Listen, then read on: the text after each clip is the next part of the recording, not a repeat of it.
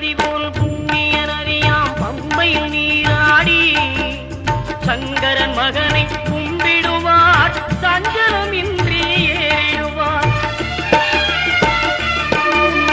நீலிமலை ஏற்றம் சிவபாலனும் ஏற்றிடுவார். காலமெல்லாம் நமக்கே அருள்காவலராயிருப்பார். தேகபலம் தா பாதபலம் தா தேகபலம் தா பாதபலம் தா தேகபலம் தா